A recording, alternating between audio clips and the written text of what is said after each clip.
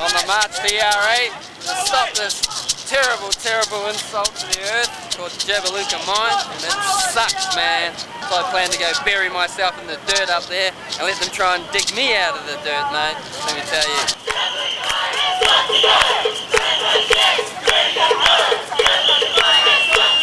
Protest is a great way of spreading information to lots of other people.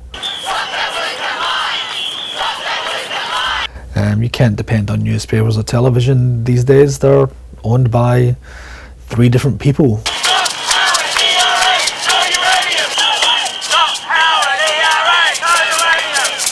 You know, this was us creating the new world that we wanted to see.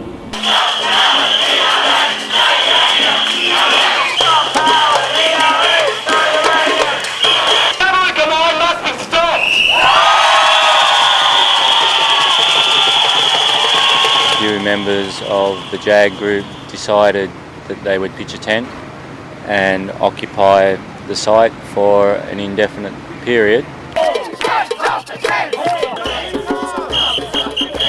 When we got down here, we attempted to put up the tents, and the police did their best to try and prevent us from doing so. Helen, I'm police liaison, or supposedly police liaison. I am asking the police to get off the tent. Drop us off the tent! Drop us off the tent! Drop us off the tent! Drop us off the tent!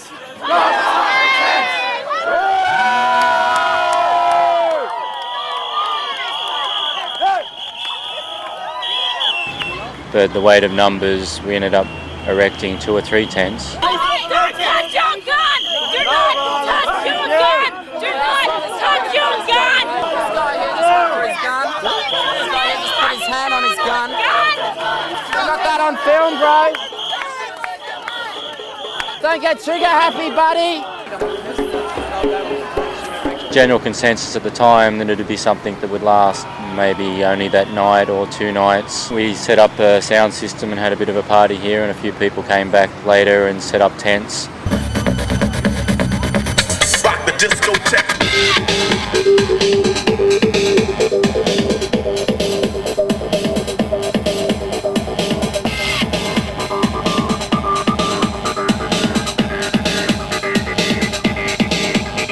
Plan on showing the people how to have fun and protest and to get them to dance, and through dancing we will have a revolution.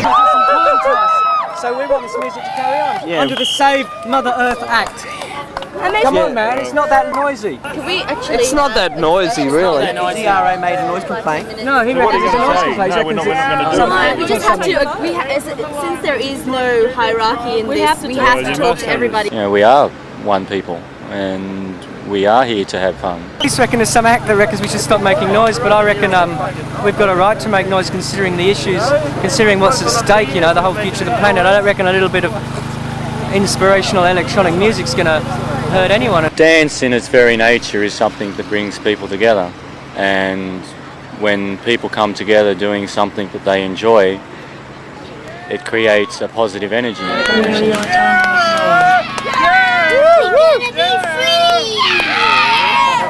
Full power. Turn up the music. Full power. Turn up the music. People power. Turn up the music. Full power. Turn up the music. People power. People power. People power. People power. State of origin drunken yobbos all around the city making heaps more noise and causing more trouble than we have caused here.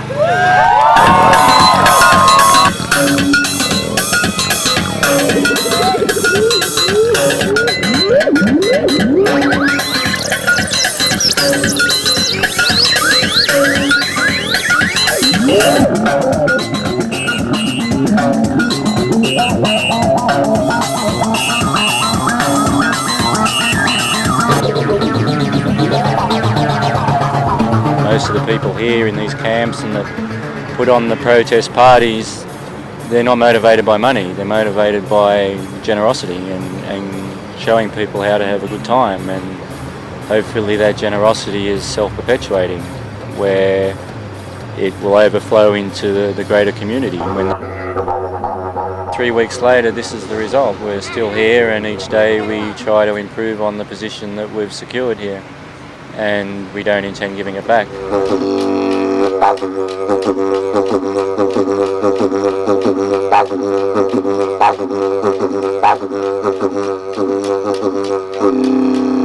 We're here in Circular Quay, just outside the ERA building. They're the ones that are destroying Kakadu with their Jabiluka mine. And basically our presence here has been going on for 3 weeks. And we're trying to cause an embarrassment. Well, our presence here is causing an embarrassment to ERA because we don't want the Jabiluka mine. For at least 100,000 years, that land will be polluted. The 10 embassies drawing international attention to what's going on in Jabiluka. It's so weird to have a camp as though we're in the bush right in the centre of the city, and it's really colourful, and so a lot of people stop by. What ERA plan to do is a disgrace. We want to finish ERA, we want to put them out of business because they want to turn what is sacred not just to the people in this country but to the people of the world for environmental and cultural reasons. They want to turn that into money, and nobody's going to see the money. That money's just going to go out and it's going to go into the hands of a few. Rather than the mining companies having truck drivers and policemen fight their battles, that we would come here and lay siege to their castle.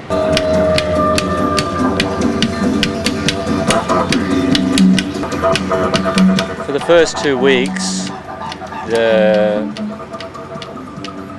the government, we presume, was getting pressure from ERA, and that filtered down to a local level. Now, most of the local police used their discretion and realised that we were a peaceful protest.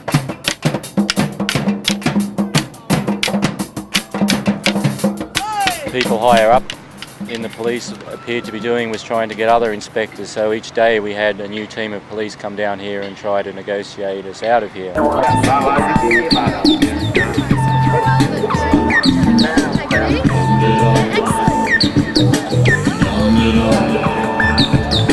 That energy you get from these people is what sustains you here. Just by being out the front and having people tell you how glad they are that you're here, and we are the only hope that these people have of stopping this, and they're relying on us to stop it, and we don't intend letting them down. We've been here and we've assured them that we're not going to go.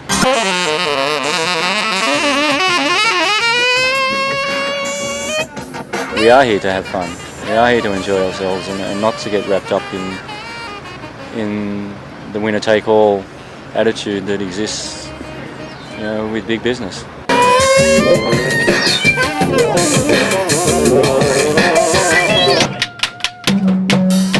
Next Friday night, 101 drummers at Circular Quay, the Jabiluka drumming. We're going to have 101 or more drummers here.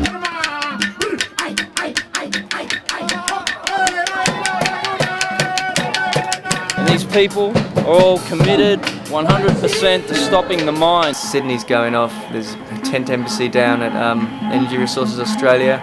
We've got an action tomorrow night, which will be the first introduction of the bus to the people, and they'll be able to see where their money went from the last party. At the Oms Not Bombs parties, information about campaigns was transmitted to the dance floor via big screen video and audio samples pre-prepared on computers and samplers. Sydney acts, Video Subvertigo, Non-Bossy Posse and Organicy Sound System were prolific purveyors of this agit audio video style. Large fund and awareness raising dances occurred, as well as small info sound systems around Sydney.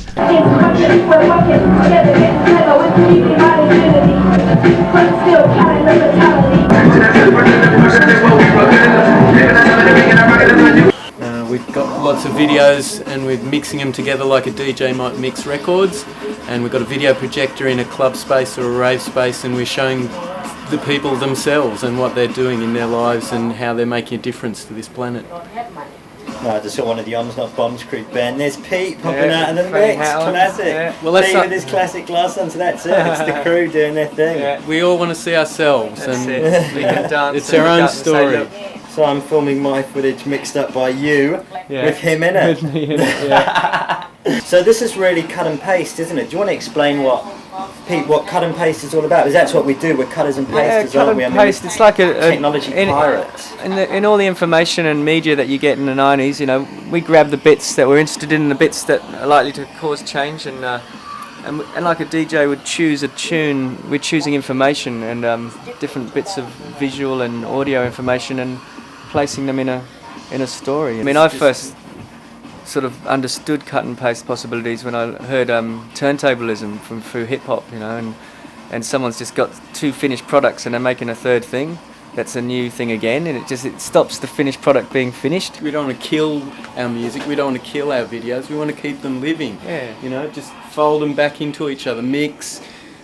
Turn that compost Turn it heap. over. It's like a compost heap. It's like a loaf of bread. You know, you just keep bending it over. It's got 1,000 layers. It's like phyllo pastry. It's got oil. It's got flour. It's got nutrients. With all this compost turning over, you get humus.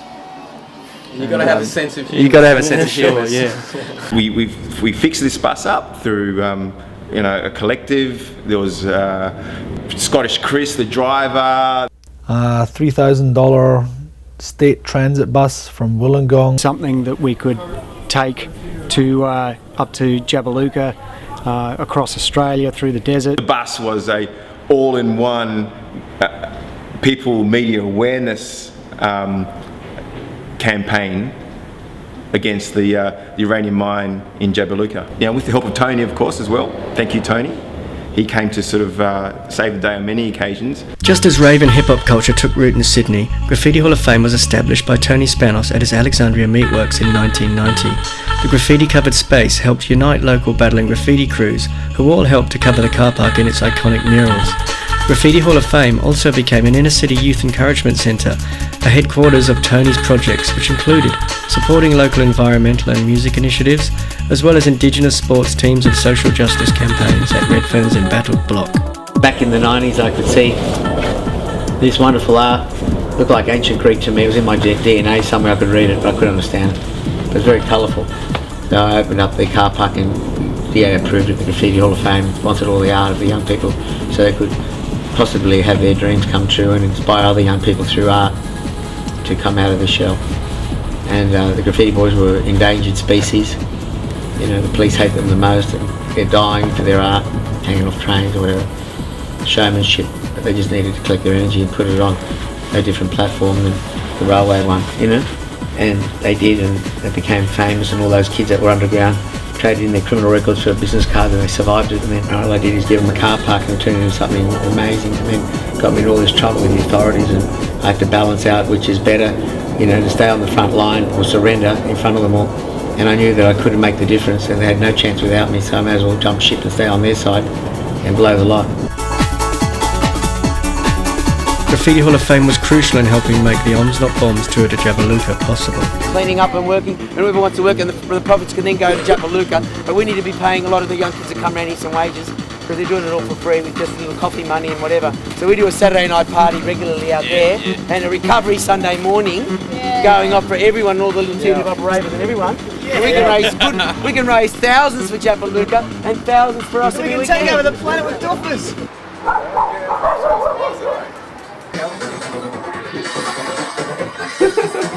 Mr. Shopkeeper.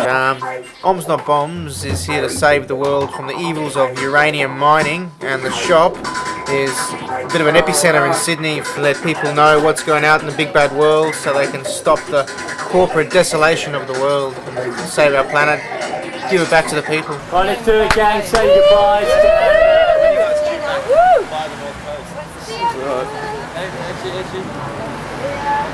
We've just left Crown Street 333.